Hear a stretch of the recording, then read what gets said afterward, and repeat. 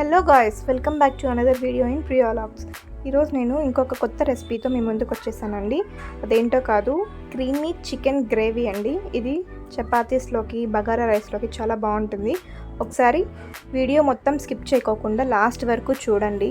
మీరు స్కిప్ చేసేస్తే main points అన్నీ మిస్ అయిపోతారు, ఏమేమి యాడ్ చేయాలనేటివి. కాబట్టి స్కిప్ చేయకుండా లాస్ట్ వరకు చూడండి. ఫస్ట్ మనం ఒక కడాయి పెట్టుకొని, ఆయిల్ కొంచెం ఎక్కువే పడుతుంది. నాన్ వెజ్కి కొంచెం ఆయిల్ యాడ్ చేసేసుకొని దీంట్లోకి మనము చికెన్ని నీట్గా వాష్ చేసేసుకున్న చికెన్ని దీంట్లో యాడ్ చేసుకోవాలి ఆయిల్లోకి డైరెక్ట్గా. తర్వాత కొంచెం సాల్ట్ అండ్ పసుపు యాడ్ చేసి మంచిగా ఫ్రై చేసుకోవాలి. దీంట్లో ఉన్న వాటర్ అంతా మనకి బయటికి వచ్చేసేసి ఈ వాటర్లోనే చికెన్ అనేది కుక్ అయిపోవాలి. ఈ ఆయిల్ కూడా మనం వేసింటాం కదా, ఆయిల్లో కూడా ఇది మంచిగా ఫ్రై అవుతుంది. ఈ కర్రీకి ఈ ప్రాసెస్ అనేది మెయిన్ ఇంపార్టెంట్ అండి.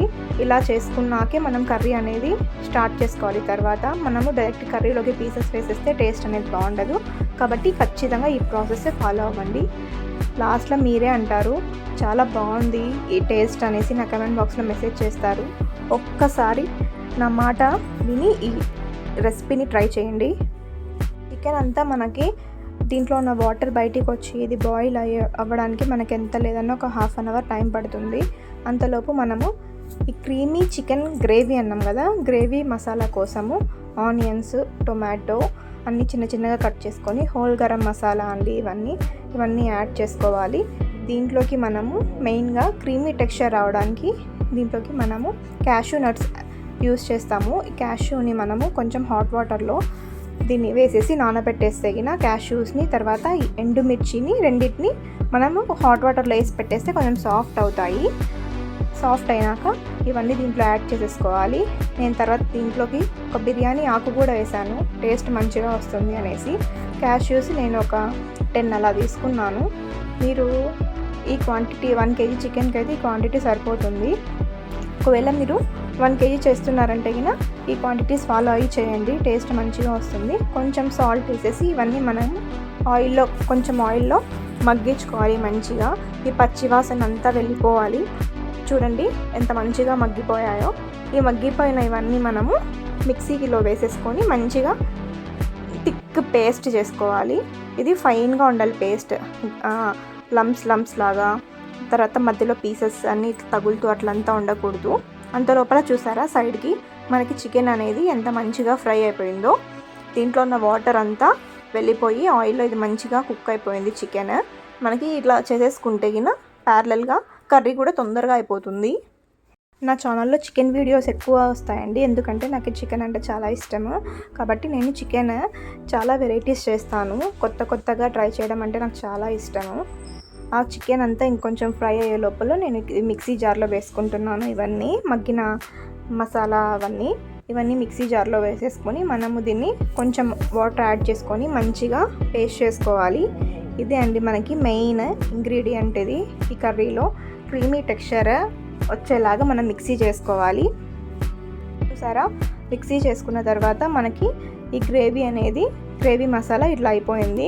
చికెన్ అంతా ఇది మంచిగా ఫ్రై అయిపోయిందండి. ఈ ఫ్రై అయిపోయిన ఈ చికెన్ అంతా మనము పక్కన తీసేసుకోవాలి.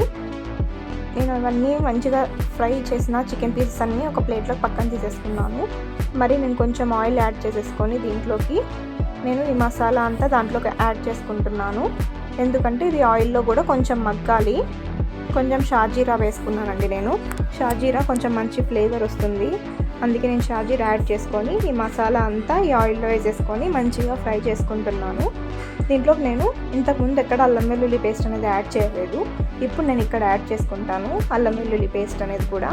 చూసారా, ఆయిల్లోకి మసాలా వేస్తూనే ఆయిల్ ఎంత ఇట్లా పొంగిందో ఇదంతా మంచిగా కుక్ అయిపోవాలి. అల్లం వెల్లుల్లి పేస్ట్ నేను 1 స్పూన్ అట్లా వేసుకున్నానండి. 1 స్పూన్ అల్లం వెల్లుల్లి పేస్ట్ కూడా యాడ్ చేసేసుకున్న తర్వాత ఇది ఆయిల్లో మంచిగా ఫ్రై అవ్వాలి. ఈ కర్రీకి ఆయిల్ అనేది మనకి కొంచెం ఎక్కువగా పడుతుంది. ఆయిల్ పైనకి తేలేలాగా మసాలా అంతా మంచిగా వేపుకోవాలి. అప్పుడే మనకి చికెన్ అనేది మంచి టేస్ట్ ఉంటుంది. మనకి ఆ ఫ్రై చేసుకున్న చికెనే బాగుంటుంది టేస్టింగ్. ఈ కర్రీలోకి వేసుకుంటే ఇంకా బాగుంటుంది. కొన్ని వాటర్ యాడ్ చేసుకొని దీన్ని మంచిగా నేను బాయిల్ చేసుకున్నాను. మొత్తం అంతా ఇది పచ్చి వాసన అంతా ఏం లేకోకుండా. కొంచెం సాల్ట్ తక్కువైందని సాల్ట్ యాడ్ చేసుకున్నానండి. దీంట్లో మనము ఎండుమిర్చి యాడ్ చేసాం కాబట్టి కారం ఇవన్నీ కొంచెం చూసుకొని యాడ్ చేసుకోండి, మళ్ళీ మనకి కారం అయిపోతుంది. ఈ గ్రేవీ మనకి స్పైసీగా అట్లా అంత స్పైసీగా రాదండి, ఎందుకంటే దీంట్లో క్యాష్యూస్ వేస్తుంటాం కదా, క్రీమీ టెక్స్చర్లో ఉంటుంది. మనకి టేస్ట్ కూడా కొంచెం మైల్డ్గా స్పైసీనెస్ అట్లా ఉంటుంది, ఎక్కువ ఉండదు. దీంట్లోకి నేను ధనియా పౌడర్, చికెన్ మసాలా, గరం మసాలా ఇవన్నీ పౌడర్స్ అన్నీ వేసేసి కొంచెం కారం వేసాను అంతే. ఎందుకంటే ఆల్రెడీ ఎండుమిర్చి వేసాను కాబట్టి ఇవన్నీ వేసేసి మనం మంచిగా కలిపేసుకోవాలి. అలా కలుపుకొని దీన్ని మూత పెట్టేసుకొని మంచిగా ఉడికించుకోవాలండి మసాలా అంతా. దీని నుండి ఆయిల్ అనేది మనకి పైనకి తేలాలి, అప్పుడే మనకి మసాలా అంతా మంచిగా కుక్ అయినట్టు, లేకపోతే ఇది పచ్చి పచ్చి వాసన వస్తుంది. చూసారా మనకి కర్రీ ఎంత క్రీమీగా ఉందో, టెక్స్చర్ అంతా ఇలానే బాగుంటుందండి. ఇలా ఆయిల్ అంతా పైకి వచ్చిన తర్వాత మనము ఇంతకుముందు ఫ్రై చేసి పెట్టుకున్న చికెన్ పీసెస్ అన్నీ ఈ కర్రీలో వేసేసుకొని ఇప్పుడు దీన్ని మంచిగా మిక్స్ చేసేసుకోవాలి.